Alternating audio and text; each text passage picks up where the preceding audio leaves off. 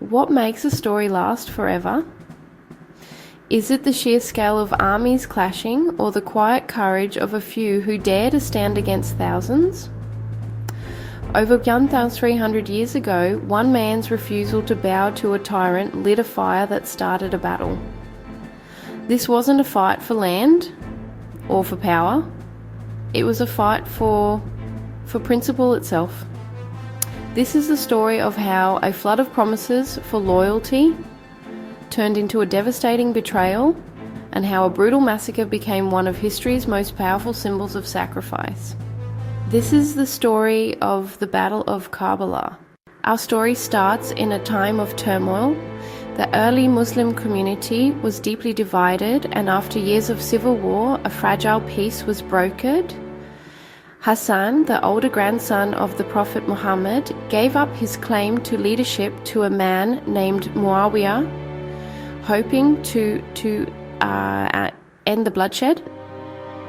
The deal was supposed to be simple. After Muawiyah died, the next leader would be chosen by the community, not through a bloodline.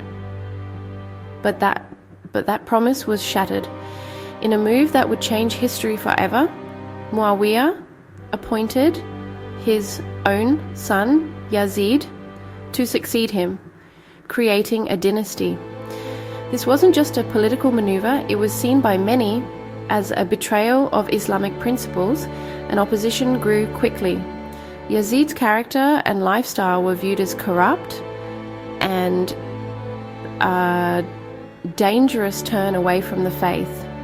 When Muawiyah died, Yazid demanded a pledge of allegiance from all influential leaders, especially those who had opposed him. His primary target was Hussein ibn Ali, the Prophet's younger grandson. Hussein refused. For him, backing Yazid meant endorsing a corrupt and tyrannical ruler.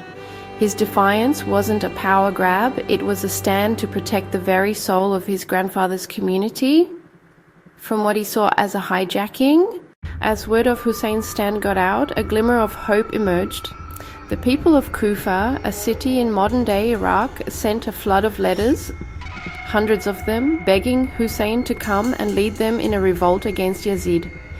To see if they were serious, Hussein sent his trusted cousin, Muslim ibn Aqil, to scout the situation. At first, Kufa welcomed him with open arms. Thousands pledged their loyalty to Hussein through his envoy. But that hope vanished as quickly as it appeared. Yazid's newly appointed governor, the ruthless Ubayd Allah ibn Ziyad, stormed into the city. With a campaign of brutal threats, public executions and bribes, he flipped the city on its head. The massive support for Hussein evaporated into thin air.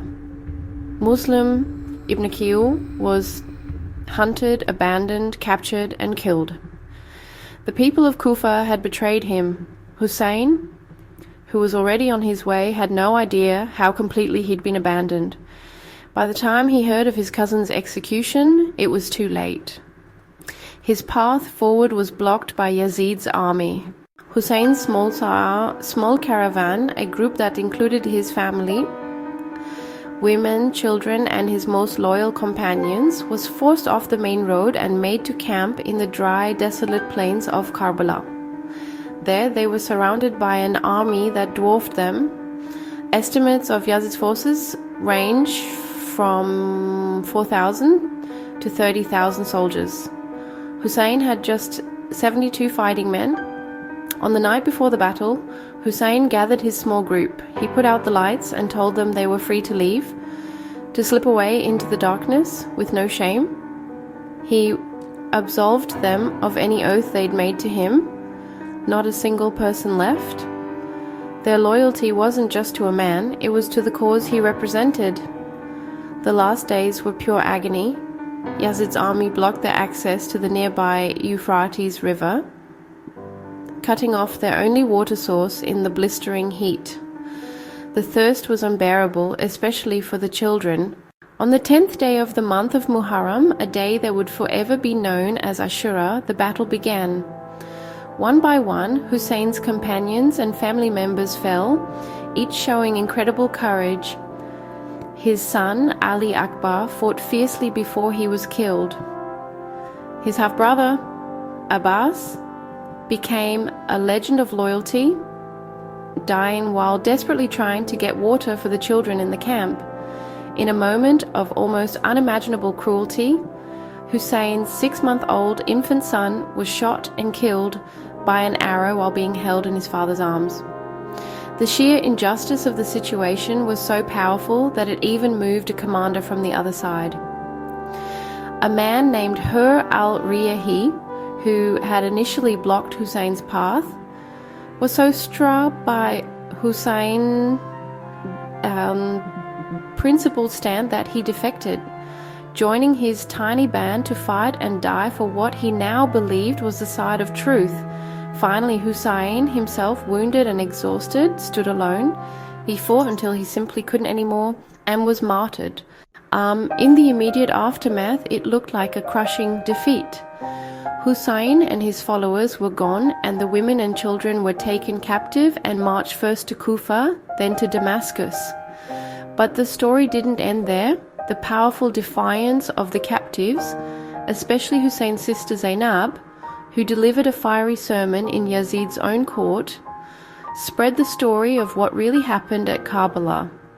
The shocking brutality of the massacre became a rallying cry that exposed the tyranny of Yazid's rule and helped spark the movements that would eventually lead to the downfall of his dynasty. Today, millions around the world remember the Battle of Karbala as a symbol of the timeless struggle between justice and injustice, truth and lies. It's a story of how a small, outnumbered group chose to sacrifice everything for what they believed in. Hussein's stand reminds us that true victory isn't always won on the battlefield, but in the legacy of courage that inspires generations to refuse to bow to oppression. The message of Karbala has echoed for centuries. If this story of sacrifice and principle resonated with you, please share this to help keep its memory alive. And for more stories from history that continue to shape our world, don't forget to subscribe